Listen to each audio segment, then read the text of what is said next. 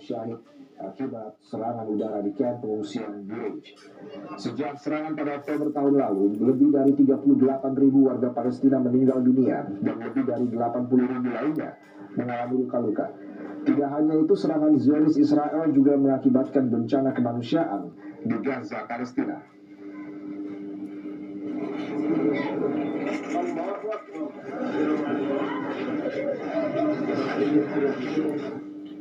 Mahkamah Internasional pada 19 Juli 2024 menyatakan bahwa pendudukan Israel yang terus berlanjut di wilayah Palestina melanggar hukum dan semua negara berkewajiban untuk tidak mengakui pendudukan yang telah dilakukan Israel selama beberapa dekade. Pengadilan Mahkamah Internasional digelar untuk menanggapi permintaan pendapat penasehat oleh Majelis Umum mengenai konsekuensi hukum yang timbul dari kebijakan dan praktek Israel di wilayah Palestina, termasuk Yerusalem Timur. ICJ menyimpulkan bahwa kehadiran Israel yang terus berlanjut di wilayah Palestina adalah tindakan yang melanggar hukum dan mereka berkewajiban untuk mengakhiri kehadirannya yang melanggar hukum secepat mungkin.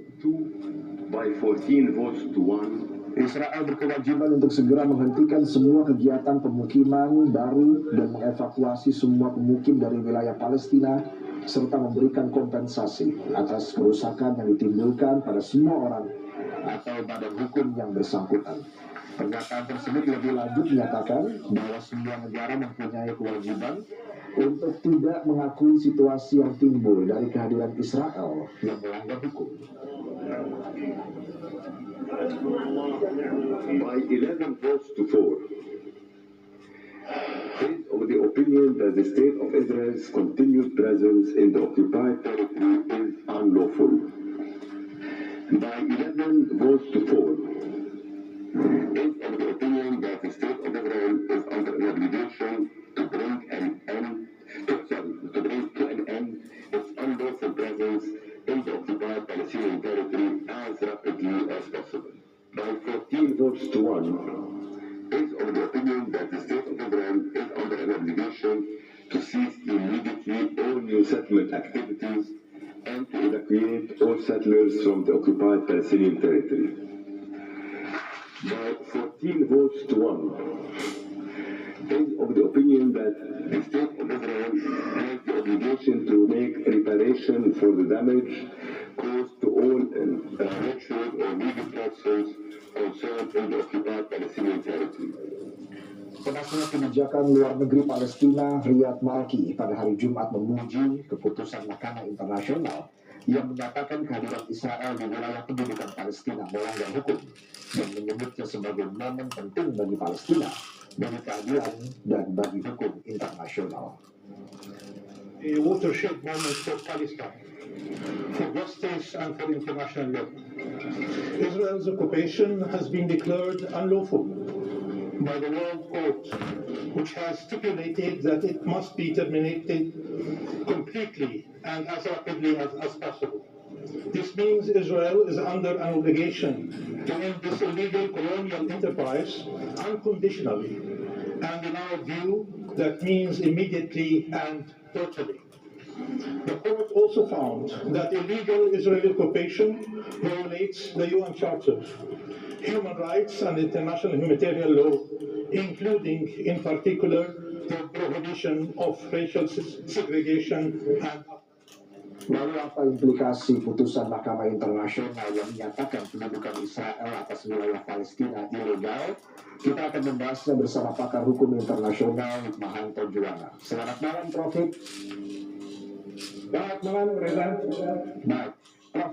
Mahkamah Internasional menyatakan pendudukan Israel atas wilayah Palestina berlangsung selama puluhan tahun adalah ilegal.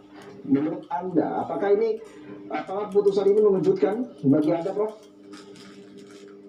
Sebenarnya keputusan ini mengejutkan dan sangat berpihak pada rakyat Palestina dan merupakan aspirasi dari masyarakat internasional secara mayoritas, dan itu tercermin ketika Mahkamah Internasional atau ICJ mendengarkan pendapat dari banyak negara sebelum sampai pada advisory opinion yang dibuat pada hari ini. Namun demikian, kita juga tidak terkejut ketika Perdana Menteri Netanyahu mengatakan bahwa putusan atau fatwa yang disampaikan oleh ICJ ini dianggap sebagai suatu kekonyolan. Artinya, Israel tidak mau mendengarkan apa yang sudah disampaikan oleh ICJ. Cenderung Israel akan mengabaikan apa yang dilakukan. Permasalahannya adalah pada saat sekarang ini Israel yang menduduki secara nyata tanah yang dianggap oleh ICJ sebagai pendudukan yang ilegal. Kalau Israel tidak mau secara sukarela keluar dari tanah yang diduduki secara ilegal tersebut, menjadi pertanyaan, apakah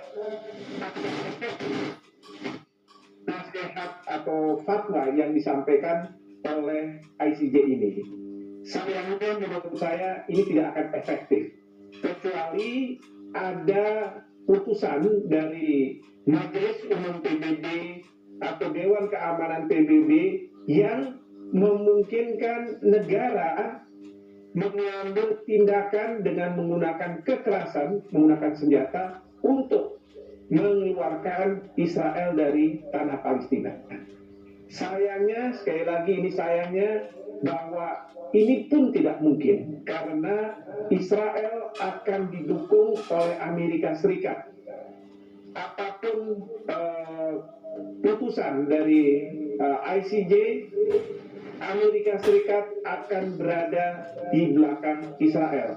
Oleh karena itu, nantinya Amerika Serikat tentu akan melakukan veto terhadap resolusi Dewan Keamanan yang katakanlah akan membentuk suatu pasukan multinasional yang akan mengeluarkan Israel dari tanah Palestina. Jadi tidak akan efektif. Tidak akan efektif artinya keputusan ICJ ini tidak mengikat secara hukum, hanya sekedar rekomendasi saja begitu, Prof. Karena kan ada sejumlah poin-poin juga disampaikan oleh Hakim Nawaf Salam. Betul. Jadi ini merupakan fatwa, advisory opinion. Memang advisory opinion ini bukan putusan dari Mahkamah Internasional. Produknya bukan putusan. Advisory opinion ini atau fatwa ini merupakan jawaban atas pertanyaan yang disampaikan oleh Majelis Umum PBB.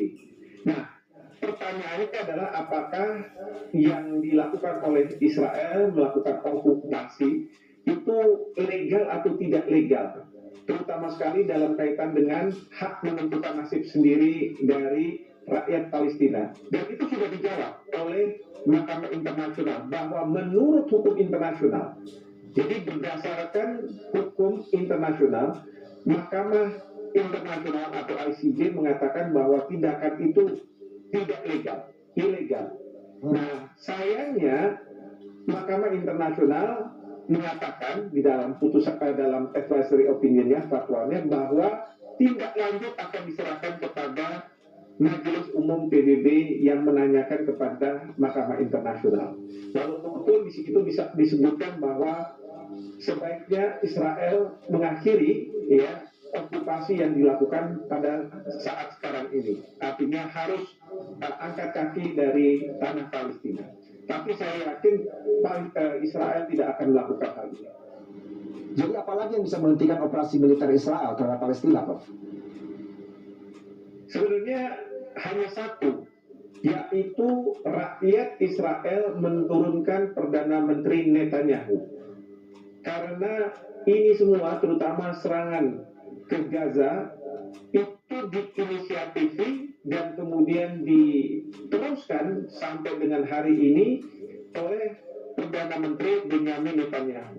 Kalau Perdana Menteri Netanyahu masih berkuasa, maka saya yakin bahwa akan terjadi genosida terhadap rakyat Palestina di Gaza. Oleh karena itu, satu-satunya jalan adalah bagaimana Perdana Menteri Netanyahu diturunkan dari kekuasaannya. Nah, ini hanya kita bisa bertumpu pada rakyat Israel. Karena kalau misalnya ada serangan atau penggunaan kekerasan dari suatu negara terhadap Perdana Menteri Netanyahu, katakanlah seperti Rusia menghadapi Presiden Zelensky, ada Amerika Serikat akan ada di belakang Israel. Amerika Serikat akan berada di belakang Perdana Menteri Netanyahu. Sehingga tidak ada negara yang tanda kutip akan punya keberanian untuk menghadapi Netanyahu dalam situasi seperti sekarang. Setelah ICJ menyatakan bahwa pendudukan Israel di Palestina itu ilegal, secara politis apa pengaruhnya bagi negara-negara yang selama ini pro-Israel, Prof? Secara politis tentu ini menjadi tekanan bahwa tidak hanya mayoritas negara-negara di dunia menganggap bahwa apa yang dilakukan oleh Israel terhadap tanah Palestina itu ilegal, tetapi juga secara hukum, karena Mahkamah Internasional ICJ membuat fatwa ini didasarkan pada berbagai instrumen hukum internasional, sehingga tidak hanya mayoritas aspirasi dari sisi politik, tetapi sekarang dari sisi hukum apa yang dilakukan oleh Israel adalah ilegal, menduduki wilayah Palestina, membuat kebijakan-kebijakan yang sifatnya diskriminatif terhadap rakyat Palestina, bahkan mereka membuat aturan-aturan atau praktek-praktek yang membenarkan tindakan warga Israel untuk mengusir warga Palestina dari tanahnya. Ini secara hukum sudah disampaikan oleh Mahkamah Internasional yang melalui advisory of opinion ini bahwa itu tindakan yang ilegal. Jadi ini merupakan tekanan bagi Israel, tekanan bagi negara-negara pendukung Israel seperti Amerika Serikat, bahwa yang mereka lakukan secara hukum internasional salah.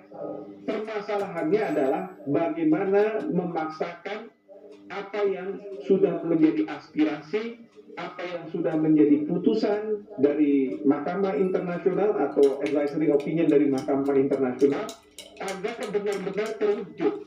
Itu yang menjadi tantangan pada saat sekarang. Tapi apakah keputusan Mahkamah Internasional ini ke depan akan membuat Israel semakin terisolasi dari dunia internasional, Prof? Ya, tentu Israel akan terisolasi, ya. Apalagi beberapa waktu yang lalu Mahkamah Kejahatan Internasional sudah membuat surat penangkapan terhadap Benyamin Netanyahu dan Menteri Pertahanan gitu, sehingga Pak, ruang gerak dari Perdana Menteri Netanyahu kalau berpergian ke luar negeri itu sangat terbatas. Memang dia akan pergi ke Amerika Serikat tanggal 24 Juli nanti.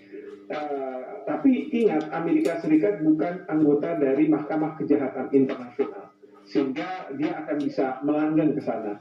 Nah, tetapi ini membuat Israel sebenarnya terkucil. Tetapi Israel tentu dengan perlindungan dari Amerika Serikat, bahkan ekonomi mereka mungkin juga akan ditopang oleh Amerika Serikat. Bahkan Israel untuk hal-hal tertentu memiliki komoditas-komoditas yang negara-negara lain sangat bergantung pada Israel, sehingga dia masih bisa bertahan meskipun dia dalam situasi terisolasi dari masyarakat internasional oleh lembaga-lembaga yang ada di lingkungan Perserikatan Bangsa-Bangsa dan lain sebagainya. Baik. Terima kasih Profesor Hikmahanto Juwana atas analisanya sudah bergabung bersama kami dalam Top News malam ini. Selamat malam. Pemirsa